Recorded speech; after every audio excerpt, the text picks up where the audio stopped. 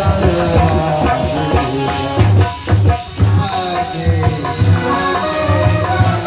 लोग भगवान से कहना कि हे भगवान मैं आपका नाम कर रहा हूँ और मुझे कुछ ज्यादा नहीं चाहिए। आप लोग मेरे साथ में कह सकते हैं। आप लोग कहें यही विधि हो नाथ हित मोरा, यही विधि हो करहूं तुझे गीता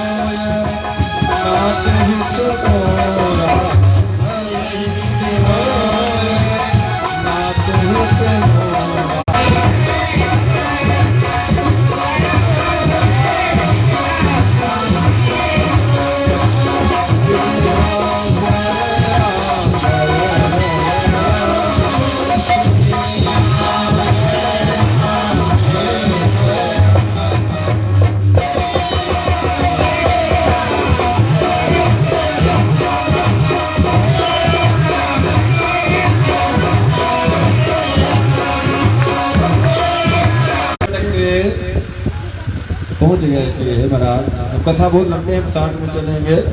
तो भटकते पहुंच गया और कहने लगे ब्रह्मा जी के पास, महाराज कुछ उपाय करो मेरा सिंहासन बन जाए, दैत्य बहुत बलवान है, मैं क्या कर सकता हूँ।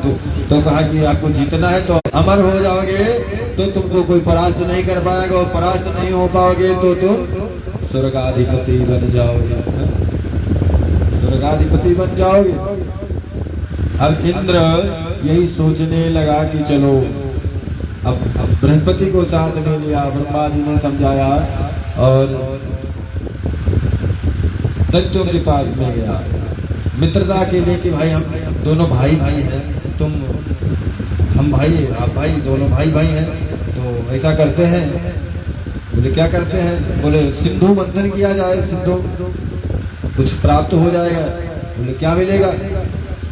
बोले भैया अमृत मिलेगा, हम लोग आधा आधा बांट के ले लेंगे, भाई भाई है भाई, भाई भाई का बंटवारा बराबर होता है। खाने बनाओ और बासुकी सर्प को रस्सी बनाओ मंथन करने के लिए। तो समुद्र मंथन होने के लिए तैयार हो गया, समुद्र मंथन होने जा रहा है। आप लोग समुद्र मंथन के दृश्य को देखें, समुद्र मंथन में बड़े बड़े रत्न निकलने वाले हैं। समुद्र मंथन होना प्रारंभ हुआ, तो प्रारंभ हुआ तो देवता लोग जो थे वो सोचने लगे कि यार एक तरफ सर है, सर्प का सर है, एक तरफ पूंछ है, तो कैसे कह दें कि तुम पूंछ पकड़ लो? तो कहते ना, उन्होंने कहा भैया देखो एक बात, हम लोग बलवान हैं, आप लोग कमजोर हो। बोले कहा है कि कमजोर है? बोले कमजोर इसलिए हो, कमजोर इसलिए हो कि पूंछ की ओर लगी। अरे बलवान होते तो सर को पकड़ते ना। बोले मैं तो बलवान हूँ। दैत्यों ने सर को पकड़ा, गले को पकड़ा, और क्या बोलते हैं देवताओं ने पूंछ को पकड़ा। सागर मंथन प्रारंभ हुआ, सागर मंथन हो रहा है और समुद्र मंथन होना जैसे प्रारंभ हुआ, मंत्राचल जो है रसातल को जा रहा है। अब वो मथानी टिके नहीं भाई, टिकने के लिए कुछ परिधि चाहिए, कुछ आधार चाहिए। और ग्रहण करने के कच्छप मतलब कछुआ जो जल में रहता है, देखो ऊपर कटोरा सा रहता है, काला काला सा होता है। तो कच्छप अवतार ग्रहण करके भगवान वो विष्णु भगवान ने उस मंत्राचल के पीठ, मंत्राचल के नीचे आकर के सिंधु मंथन प्रारंभ करवाया। तभी मंथन प्रारंभ होता है। और जैसे मंथन प्रारंभ हुआ, अब इतना वेग, भारी वेग, मंत्राचल का वेग, सबसे बड़ा पर्वत मंत्राचल, उसका वेग भारी वेग था। तो मत्स्य भगवान, कच्छप भगवान के मुख से पवन, रुद्र पवन हुआ। ऊपर सारे के सारे जलने लगे सबने त्राहिमाम किया, ग्रहण किया और गए। बोले कौन मेरी इस संकट की घड़ी में, इस मुसीबत में मेरी कौन रक्षा करने वाला है? तो याद आया कि कोई नहीं, महादेव के पास में चलना चाहिए। महादेव के पास में पहुंच गए और कहने लगे, देव देव महादेव, देव देव महादेव, भूत्मा भूतात्मन भूत भावनः, त्राहि मां शरणापन्ना, त्रैलोक्य दहनात् विशाल। हे परमात्मा, हे गोविंद, हे महादेव, हे त्र्यंबक, हे जगदीश, हे विश्वनाथ, हम आपकी शरण में हैं। हे महादेव, भूतात्मन आर्तः प्रपद्ध, आर्त की रक्षा करने वाले हैं, शरणागत भक्तों की रक्षा करने वाले हो। सुर असुर देव मुनि गंधर्व नाग किन्नर सभी शरण में गए और कहने लगे, हे प्रभु त्राहिमाम त्राहिमाम, मैं आपकी शरण में आया हूँ। शरणापन्नम त्राहिमाम, मैं जला जा रहा हूँ, सब नष्ट हो जाएगा, ये प्रकृति, ये विश्व ब्रह्मांड भी खत्म हो जाएगा। बोले क्या करना है? बोले इस जो बह रहा है इसको आप पी लो। क्या कहे? इसको पी लो। भगवान शंकर ने कहा चलो लोक कल्याण के लिए नमन्दोत्तरसा सिन्धुर्हविर्धानी ततो भवतो। भगवान शिव जी ने तथा करतलिक का कर को ऐसे बनाया और ऊपर से निकल रहा है और जिसको पीना प्रारंभ किया। जैसे पीना प्रारंभ किया मन में विचार आया, मेरे सीने के अंदर मेरे हृदय में राजा राम बसे हुए हैं और जैसे मैं इसको अंदर उतारूंगा समाप्त हो जाएंगे तो अब विष पीता नहीं तो त्रैलोक दहना दिशा त्रैलोक दहन हो जाएगा और विष पी लिया तो अंदर में गया तो यहाँ इनका भी काम तमाम हो जाएगा। तो उन्होंने अपने कंठ में ही विष को धारण कर लिया, इसलिए उनका नाम एक हो गया नीलकंठ। बोलो नीलकंठ भगवान की जय हो। जगहित घोर हलाहल पी कर, जगहित घोर। भगवान शिव जी ने विष को पी लिया और जो कहीं एक आध बूंदे गिर गई तो उनको जहरीले बिच्छू है, जो सर्प है, जहरीले वाले कोबरा है और ये क्या बोलते हैं, ये बड़े बड़े सांप है, पिटारा है, कौन कौन सांप है जाने भगवान, वो सांपों ने उसको पी लिया और उसको टच कर लिया तो इसलिए इतने जहरीले हो गए। अब भगवान शिव जी सोचने लगे अब क्या किया जाए, परंतु उन्होंने कंठ में रोक करके अपने धर्म की रक्षा किया, भक्तों की रक्षा किया। अगला मंथन हुआ तो तस्चाभिर सम्मोत साक्षी रमा भगवत परा रंजयंती दिशत्कांता विद्युत सौदो कामिनी। लक्ष्मी जी निकल गई, लक्ष्मी निकली, श्रीमणि रंभा, इसमें बंटवारा होने लगा। बंटवारा जब होने लगा तो उच्च श्रवा निकला, दैत्यों ने लिया, ऐरावत निकला, देवताओं ने लिया, सुरभि गाय निकली, ऋषियों ने लिया। श्री को महाराज जैसे लक्ष्मी जी निकले देवताओं में और दैत्यों में जंग छिड़ गए कि मैं लूंगा। अब वो लक्ष्मी जी सोचे हम किसके पास जाए भाई, नारायण जी साक्षात आ गए। लक्ष्मी जी वरमाला को लिए हुए आ रही है और नारायण जी के गले में उन्होंने वरमाला को डाला और सीधे निकल गई। लक्ष्मी सिंधु है, शेष सैया की गोद में बैठे हैं, जो लक्ष्मी जी चरण पलोटती हुई दिखती हैं वो सिंधु में है, सागर में। तो इसलिए लक्ष्मी जी निकली और अब धन्वंतरी निकले। धन्वंतरी के बाद क्या बोलते हैं, अमृत निकला। अमृत जैसे निकला, बोलो धन्वंतरी भगवान की जय हो, मोहिनी भगवान की जय हो। बहुत अवतार हुए।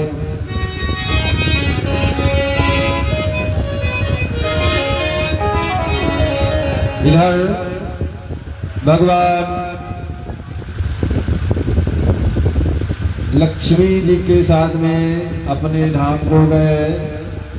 मोहिनी अमृत कलश को लेकर के निकली और धन्वंतरी का पान कराया। मदोन मदित चूर्णताम, मदिरा का पान करके वो नशे में मस्त हो गए, व्यस्त हो गए। इधर भगवान ने अब एक राजा बलि का एक सेनापति हुआ स्वरभानु। ये स्वरभानु ने देखा, भगवान के रूप को समझ गया कि ये मोहिनी है, विष्णु है, तो पंक्तिबद्ध तरीके से अमृत पिलाया जा रहा था। तो देवताओं के मध्य में सूर्य और चंद्रमा के बीच में स्वरभानु नामक दैत्य जो है, बलि का सेनापति था, वो बीच मारने कहा, महाराज हे प्रभु, ये दैत्य है, स्वरभानु है। भगवान ने तुरंत अपने रूप में आकर के सुदर्शन चक्र से स्वरभानु के शीश को अलग कर दिया, परंतु वो अमृत का पान कर चुका था, इसलिए वो मरा नहीं। वही आज चल करके हमारे नवग्रह मंडल में राहु केतु से विख्यात हो जाते। राहु केतु नामक देवताओं के साथ उनके पूजित होते हैं, परंतु समय आने पर दुष्ट प्रवृत्ति के जो लोग होते हैं वो समय आने पर छोड़ते नहीं है? तो राहु केतु जो है, जैसे ही ग्रहण काल आता है, समय आता है, तो सूर्य और चंद्रमा को काटने लगता है, नोचने लगता है, और नोचते नोचते सूर्य और चंद्रमा जो है अपने शरीर को त्याग देते हैं, काट काट के फेंकने लगते हैं, क्योंकि जहाँ छूता है वहाँ काला हो जाता है, सड़ने लगता है। ये ऐसी स्थिति बनती है। तब सूर्य ग्रहण जो होता है अमावस्या में होता है और चंद्र ग्रहण पड़ता है पूर्णिमा में। ये समय का संयोग है। भगवान शिव जी के हिस्से में एक आया। अब भुजंग जो थे विष पी लिए थे, तो भुजंग जो है ठंडे होते हैं। क्या होते हैं? ठंडे होते हैं। तो उनको भगवान शिव जी ने गले में धारण किया, और जो समुद्र मंथन से चंद्रमा निकला था उसको अपने शीश पे धारण किया, भी सर भी ठंडा रहे, गला भी ठंडा रहे, इसलिए भगवान ने चंद्रेश्वर का रूप धारण किया। 2 बार भगवान नाम संकीर्तन करें। ओम नमः शिवाय,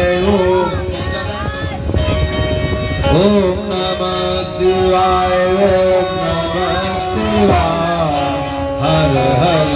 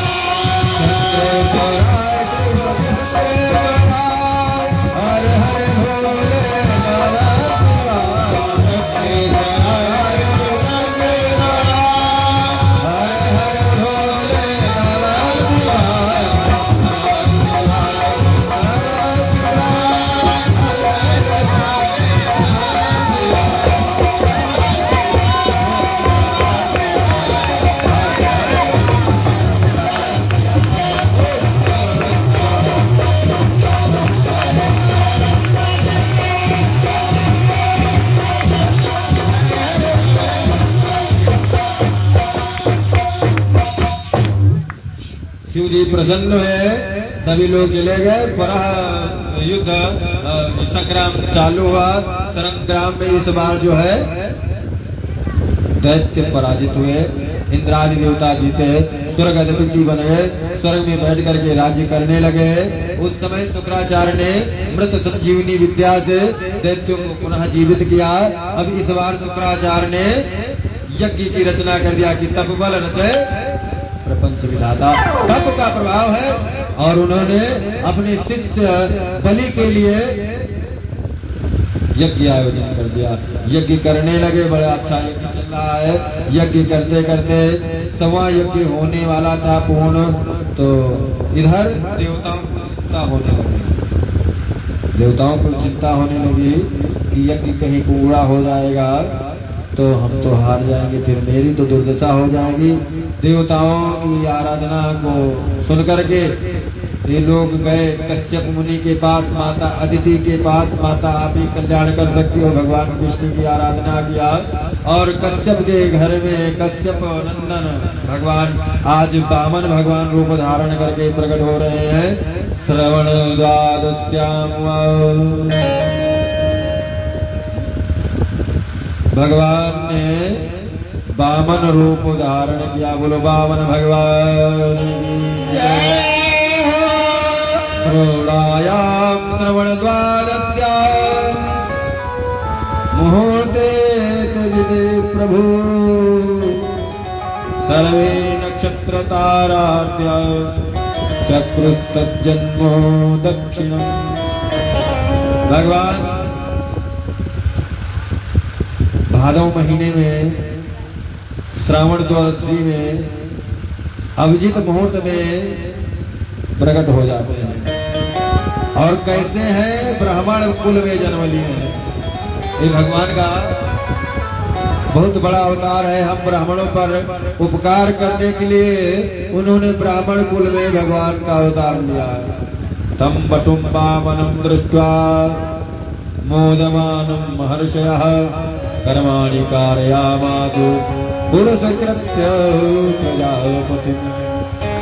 वामन भगवान जो है छोटे से बौने भगवान है, वामन अंकुल के हैं भगवान जी। और उनको सारे देवता लोग आकर के पुरस्कार दे रहे हैं, पुरस्कृत कर रहे हैं। प्रजापति सभी ने, गायत्री जी ने बिजली माला दे दिया, इंद्र ने छत्र दे दिया, और प्रजापतियों ने खड़ाऊ दे दिया, दंड दे दिया। बृहस्पति ने यज्ञोपवीत पहना दिया, कहा जाओ ब्राह्मण हो गए तुम जाओ। और कार्य क्या है, पुरस्कृत्यम प्रजापति। बोले कार्य क्या है, भिक्षा लेकर के आओ।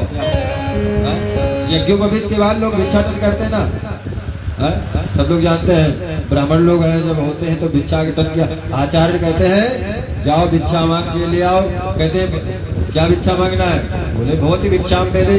बोले तो मुझको तो भिक्षा आप लोगों ने दे दिया।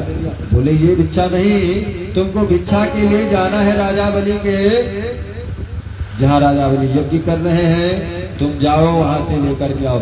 राजा बलि ने यज्ञ प्रारंभ किया था और इधर स्वर्ग जीत चुका है। इंद्र आदि देवता बहुत घबरा रहे थे। स्तुति किया भगवान विष्णु की, भगवान प्रसन्न होकर के गए और बलि के सभा में, बलि के राज्य में पहुंच, बलि के जहाँ पर बलि जो है नर्मदा के तट पर, नर्मदा तट पर वो यज्ञ कर रहा है। बलि जी कहते हैं जब ये पहुंच गए, द्वार पे पहुंच गए,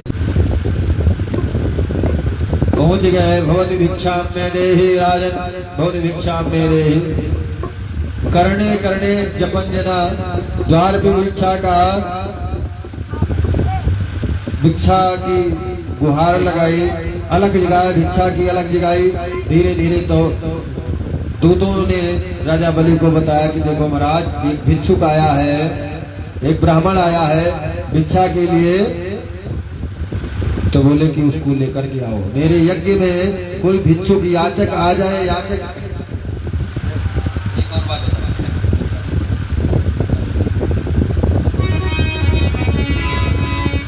कहते हैं कोई मांगने आए तो जरूर देना चाहिए। मांगने आए जरूर देना चाहिए, अपनी श्रद्धा के अनुसार देना चाहिए।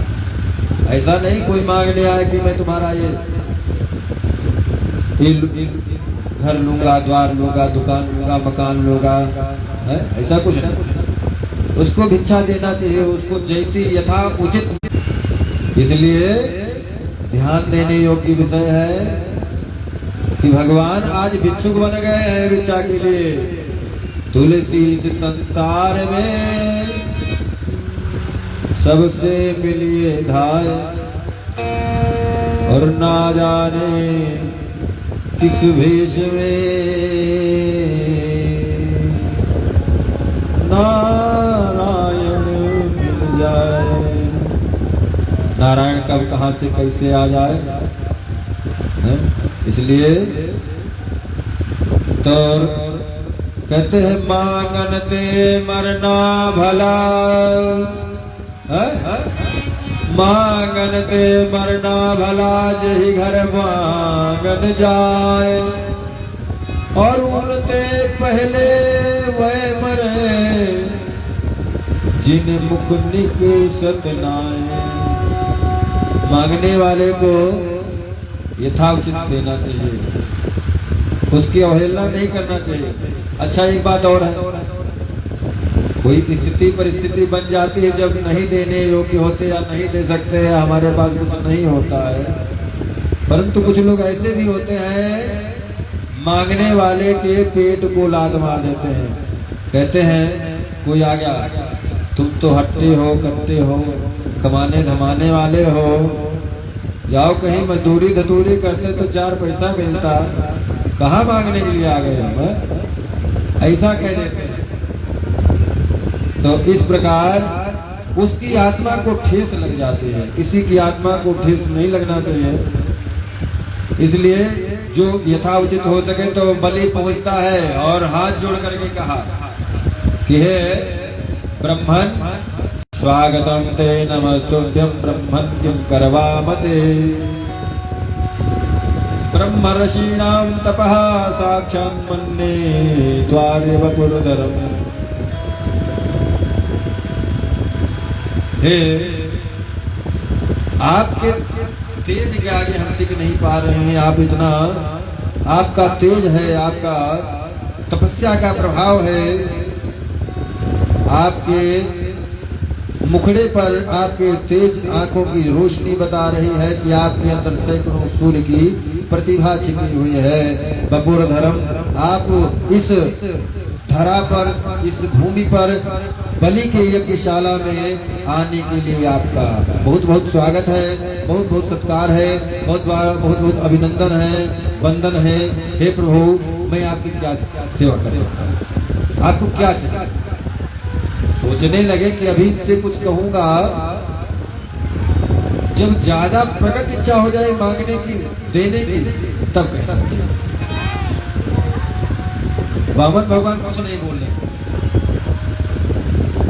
वो कहने लगे कि हे यदि यदि वरोवान छति तद प्रतीक्ष में कामर्थिनम विप्र सुतानुतरकै काम कांचन गुणवदधाम अमृष्टम तथा न पेयम मुतवा विप्रकन्याम ग्रामान समृद्धान दुर्गान गजान्वा रथां तथा हर्तम संप्रतीक्ष।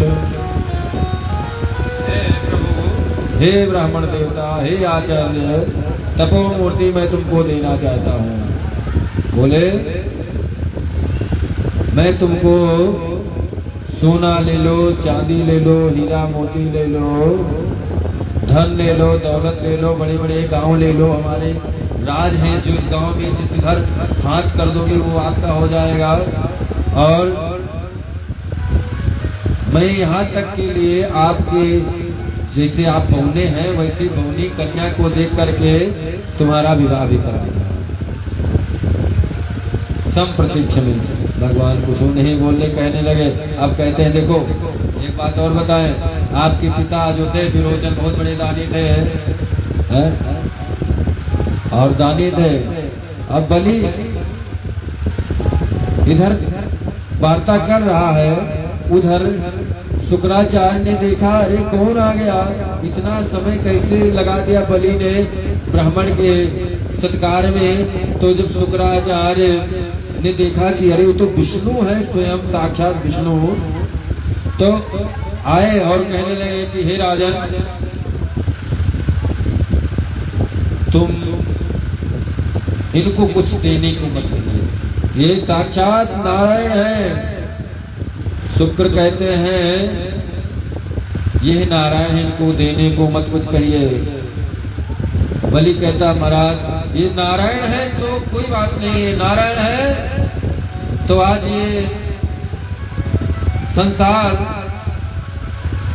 कीर्ति करेगा, नाम लेगा, कोई दानियों में नाम आएगा। तो एक बार और ये कहेगा कि भगवान विष्णु जो है बलि के द्वार पर याचक बनकर गए हैं, भिक्षुक को मैं नहीं वापस कर सकता हूँ, और अगर जो ब्राह्मण है तो इनकी जितनी इच्छा होगी, जितनी सोच होगी, सब दिया जाएगा। बोले ब्राह्मण मांग लो, क्या चाहिए? तो बोले बहुत देने वाले हो, दानी हो। बोले हाँ, आज मैं दान करना चाहता हूँ। तो दान करना चाहते हो तो संकल्प करो। संकल्प के लिए हाथ में जल देने को कहा, जल के बगैर संकल्प अधूरा होता है। कहा संकल्प करो कि मैं दूंगा। जल लिया हाथ में जल। अब शुक्राचार्य सोचने लगे मेरा शिष्य अभी भिखारी बन जाएगा, ये अभी कहाँ जाएगा, रसातल में चला जाएगा, गुरु की बात नहीं मान रहा है, इसका तो पतन होने वाला है। तो जाकर के वो गिरवा था, गिरवा में घुस गए, बैठ गए कि जल न गिरेगा, संकल्प पूरा नहीं होगा। तो उसमें जब बैठ गए, जल डालने लगे शुक्राचार्य बलि अपने उसमें से, तो उसमें से जल न गिरे। तो बलि के इस प्रयास को देखकर वामन भगवान ने कहा कि इसमें कुछ फंस गया है शायद, और कुछ को ऐसे उसमें लगाया और कुछ को जैसे उसमें लगाया, शुक्राचार्य की एक आंख फूट गई, एक नयन कर तजा, एक नयन के हो गए। भगवान ने एक निर्देश दिया, एक ज्ञान दिया कि समदर्शी, एक दृष्टि से देखना चाहिए, तुम गुरु हो, तुम ऐसा क्यों कर रहे हो। और भागते भागते शुक्राचार्य ने श्राप दिया कि हे बलि, तुम राजश्रिय से हीन हो जाओ। इस प्रकार से कह करके वो शुक्राचार्य चले जाते हैं। संकल्प हुआ विष्णु विष्णु विष्णु, संकल्प बोला गया और भगवान ने कहा कि तस्मात् तत्तो महिमीशात् प्रणेयम परदर्शभात् पदानि त्रीण दैत्येन्द्र, 3 पद चाहिए, समित्तात पदा ममम, मेरे पद के द्वारा, मेरे नन्हे नन्हे जो पैर है, इन पद के द्वारा 3 पद जमीन हमको भूमि चाहिए। जैसे ये स्वयं बोने हैं वैसे इनकी बुद्धि भी बोनी है। हम इनको सब कुछ दे रहे थे, परंतु अगर जो विष्णु है तो ले जाएंगे। आज जैसे बलि ने संकल्प किया, भगवान ने विराट रूप धारण किया, पाताल में तस्हि पाद मूलो, पाताल में एक चरण चला गया और शीश कहाँ चला जा रहा है, सत्यलोके तुलाम बद्ध्वा। आज आप लोग कितने बड़भागी, कितने अवतार को एक साथ ही श्रवण करते हैं। इतने दिन नहीं आए, कोई अवतार ज्यादा नहीं हुए हैं।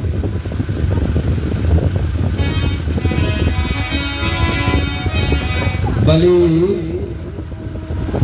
से भगवान ने पूछा, बलि का सर चकरा गया, ऊपर देखे तो दिखाई नहीं, विद्युत तेजम, बहुत चेहरा चमक हो गया, सैकड़ों सूर्य के समान भगवान का मुखमंडल चमक रहा है। भू भुआ स्वः महाजना तपः सत्यम, इस 7 लोग को ऊपर नाप लिया। तीसरा पद कहाँ रखूं? और भगवान ने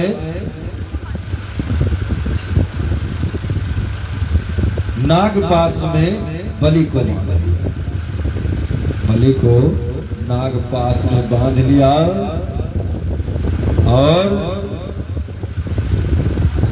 बलि को कहने लगे कि हे राजन, तुम अपने संकल्प को पूर्ण कर न सके इसलिए तुम नागपाश में बांधे गए। उसने हाथ जोड़कर बलि ने कहा, महाराज हे प्रभु, हे दीनानाथ वाला बड़ा,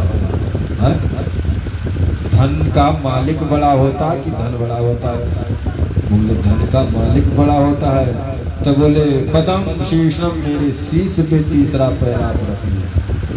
भगवान बामन ने आज बलि के शीश पे तीसरे पद को रख करके अपने 3 पद को नाप लिए। बोले बामन भगवान किया, वंदना किया, महाराज आपको ऐसा नहीं करना चाहिए। तो बलि को भगवान ने एक आशीर्वाद दिया, मैं तुम्हें आशीर्वाद देता हूँ, तुम मेरे नित्य प्रति दर्शन करोगे। और बलि ने भी यही मांगा, प्रभु मुझे आपके दर्शन प्रतिदिन होना चाहिए।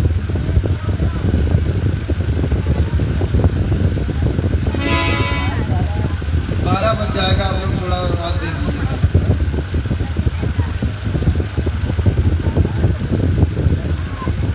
जन्म कराएंगे, बाकी कथा कल भी रसमयी कथा है, 2 दिन की शेष कथा बची, कल और परसों।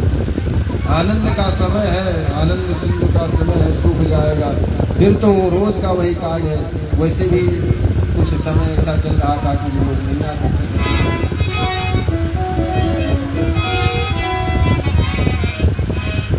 तो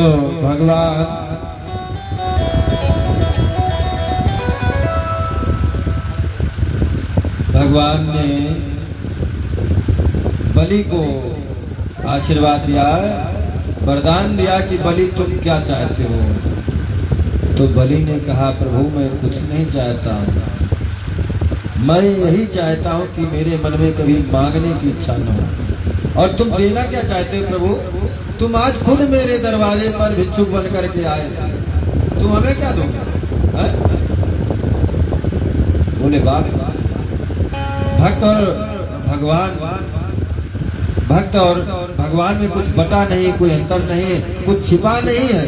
जो भगवान का है वो भक्त का है, और जो भक्त का है वो भगवान का। तो आज बलि कहते हैं, महाराज मेरे मन में एक ही इच्छा है। वो कौन सी इच्छा है? कि आप हमारे यहाँ रह जाओ। और बलि ने 52 दरवाजों का गेट बनवाया, और गेट बनवाया रसातल में, पताल में बलि लोक है। बलि लोक में बलि कहने लगे, महाराज मैं जब निकलूं तो मैं आपको देखूं, सुबह शाम जब भी निकलूं। भगवान सोचने लगे, इसने तो मुझे गेटपाल बना दिया, आदेशपाल बना दिया। अब पता नहीं कब किस गेट से निकलेगा, मुझे क्या पता है, मुझको ड्यूटी देना पड़ेगा। भाई बंद गए, भगवान भी वचनबद्ध हो गए, ठीक है। काफी समय बीत गया, भगवान शेष सैया सोनी पड़ी रह गई। लक्ष्मी जी बेचारी सोचने लगी, मेरे पति देव कहाँ रह गए, कहाँ रह गए, कहाँ है? तो नारद जी ने बताया, देखो माता जी आपके पति जी को ड्यूटी मिल गई है। बोले काहे की ड्यूटी मिल गई? बोले सिक्योरिटी गार्ड की ड्यूटी मिली है, वो रखा रहे हैं बलि का दरवाजा। सावन का समय आया, पूर्णिमा तिथि थी, लक्ष्मी जी जो है आज जा रही हैं और अपने भाई को बांधा, और कहते हैं ना, ऐन वृंदो बलि राजा दान वृंदो महाबला तेन वाम बदनामी रक्षेन माचल माचल। हे महाराज, हे भैया, आज से मैं आपकी बहन हुई, और बहन का दुख दर्द भाई नहीं समझेगा तो कौन समझेगा?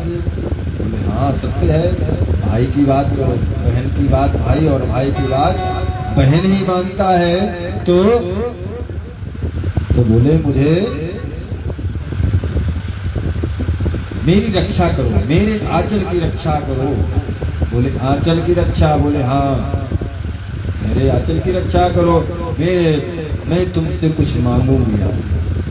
रक्षाबंधन में बहन भाई से कुछ मांगती है और भाई को उस रक्षाबंधन के उसी दिन से और कहा कि मुझे, बोले तुमको बहन जो चाहिए तो ले सकती हो।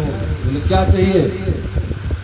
बोले बस भैया मुझे जो ये आपका सिक्योरिटी गार्ड है, आदेशपाल जो है, आपका जो रक्षक है, इसी को दे दो।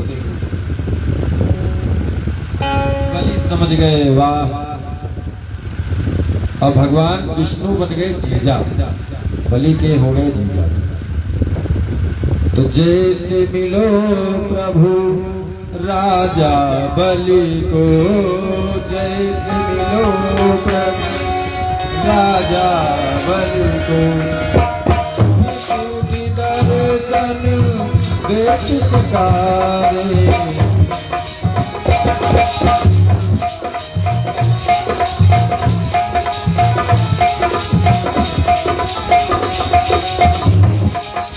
होना थोड़ा कह देता हूँ। लक्ष्मी जी लेकर के अपने पति को आ रही है आज क्षीर सागर में, फिर पुनः विश्राम करने। बोलो भक्त भगवान की जय, भक्त वत्सल भगवान की जय हो। इसी प्रकार नित्यम भगवान की जो नित्य चरण वंदन करने वाले जो भक्त हैं, जो दास है, जो सेवक है, भगवान के अनन्य प्रिय हो जाते हैं। सोई अनन्य गति करहु मुरारी। अनन्य भक्तों के भगवान रक्षक होते हैं। ऐसे भक्तों को भगवान कभी छोड़ते नहीं। एक दिन की बात है,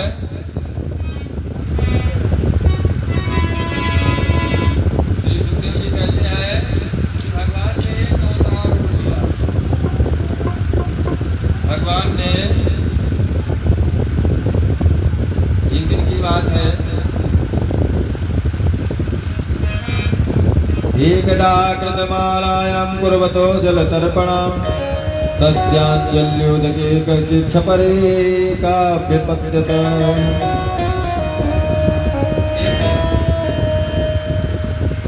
राजा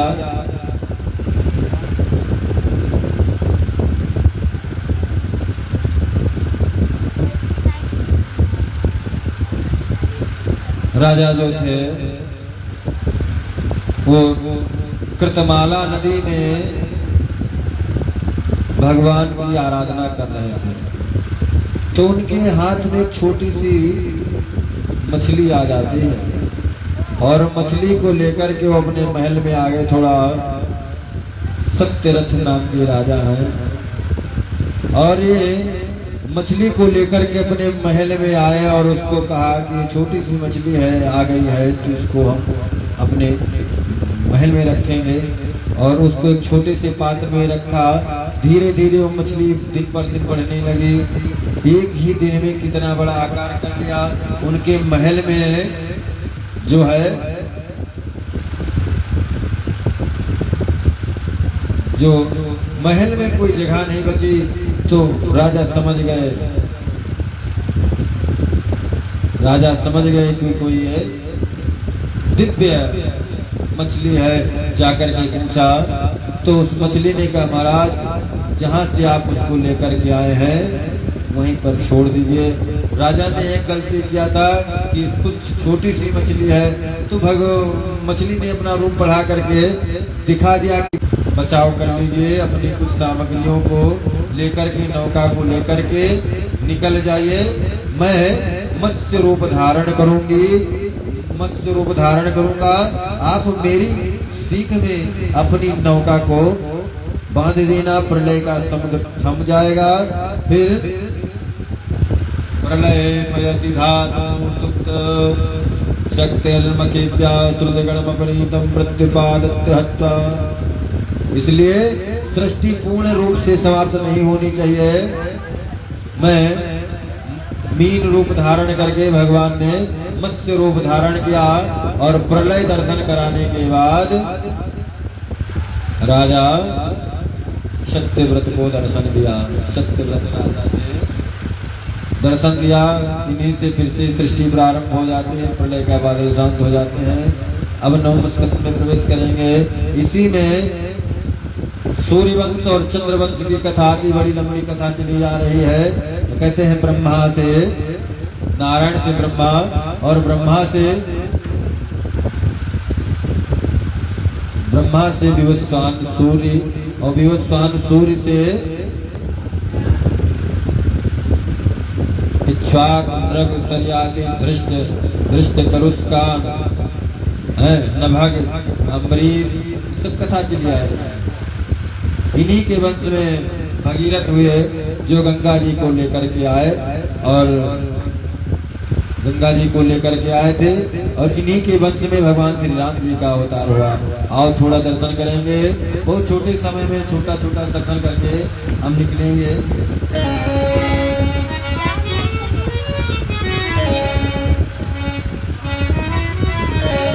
खड्वांगो दीर्घबाहुश्च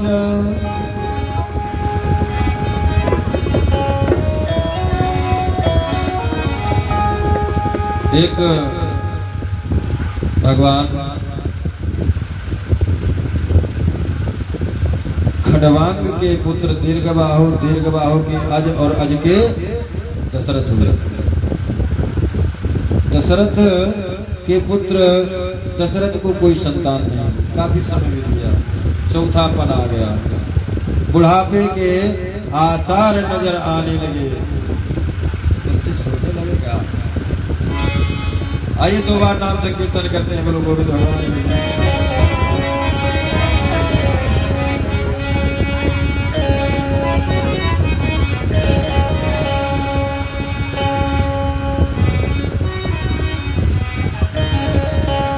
गोविंद जय जय गोपाल जय जय गोविंद जय जय गोपाल जय जय राधा रमण हरि गोविंद जय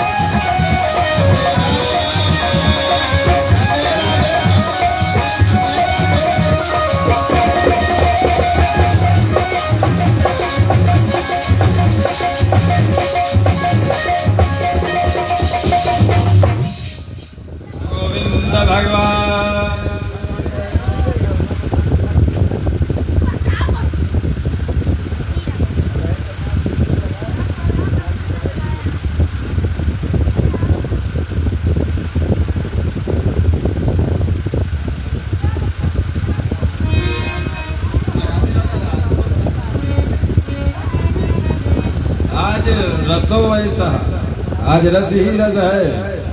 कहते हैं कि राजा दशरथ जो थे काफी समय तक उनके कोई संतान नहीं, बहुत संक्षेप में निकलेंगे हम, बहुत दर्शन करना है। राम भगवान भी आएंगे इसलिए बहुत ज्यादा नहीं, हम बता रहे हैं कि एक श्लोक में खड़वा के दीर्घवाहो रघु तस्मात् प्रतुस्रवा अज ततो महाराजा तस्मात् दशरथो भवत्। भगवान राम जी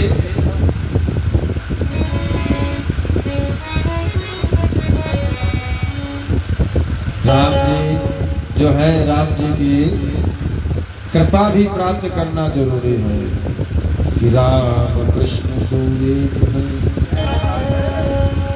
राम कहो चाहे कृष्ण कहो, परंतु कथा कृष्ण की है तो कथा कृष्ण की ही होगी। इसलिए ज्यादा हम समय राम में नहीं देंगे, और समय नहीं है। बहुत अच्छी अच्छी कथाएं हैं, बचेगा समय तो देखा जाएगा। बहुत अच्छी कथा है, भागवत जी है। हम लोग 6 घंटा 7 घंटा कथा करने वाले हैं। सुबह करते हैं, शाम को करते हैं, दोपहर में 2 से 5 और 8 से 12।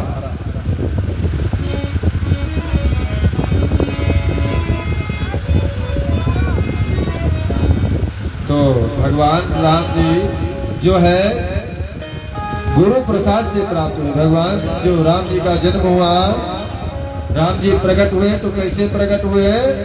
बोले आशीर्वाद से। किसका आशीर्वाद था? बोले ब्राह्मणों का आशीर्वाद था। कौन ब्राह्मण थे?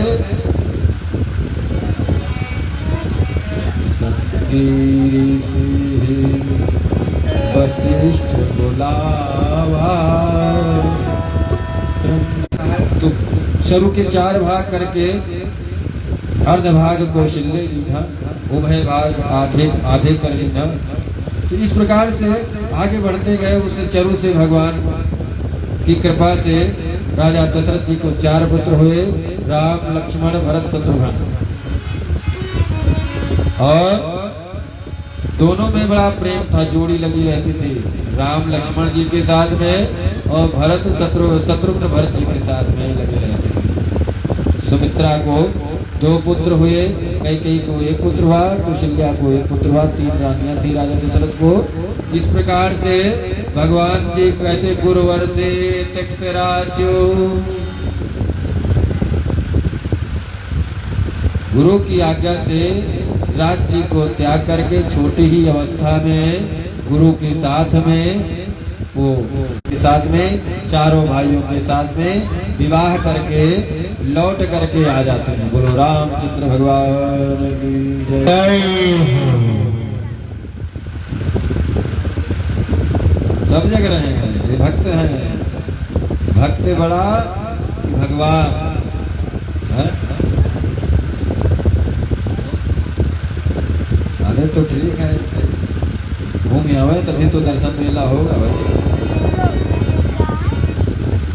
बोलो गोविंद भगवान की जय। सियावर रामचंद्र की जय हो। हे राम पुरुषोत्तम नर हरे।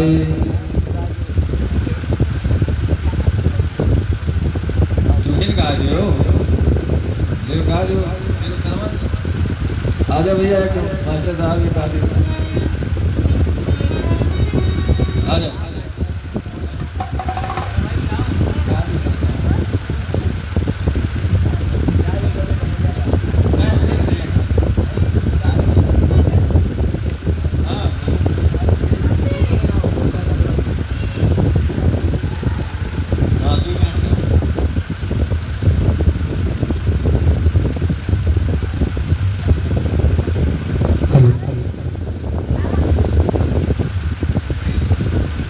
आइए, हेलो, आइए सभी लोग अपने अपने मुखारबिंद द्वारा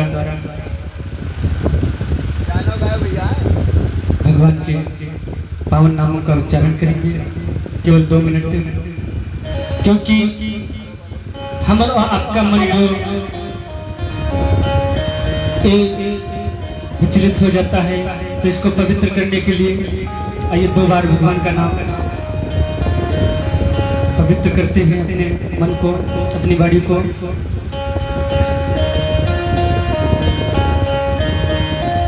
हरे राजा राम जी की प्यारी,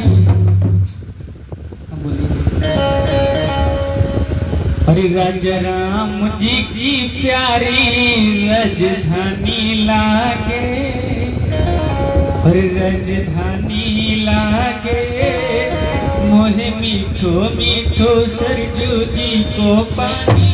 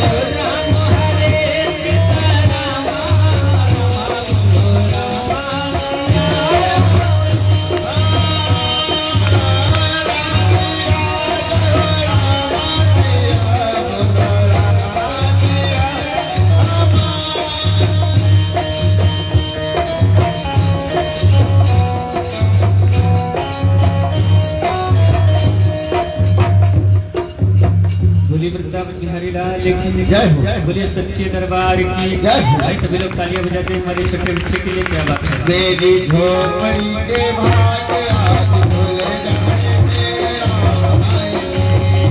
मेरी झोपड़ी के भाग आज खुल जाए मेरा भाई।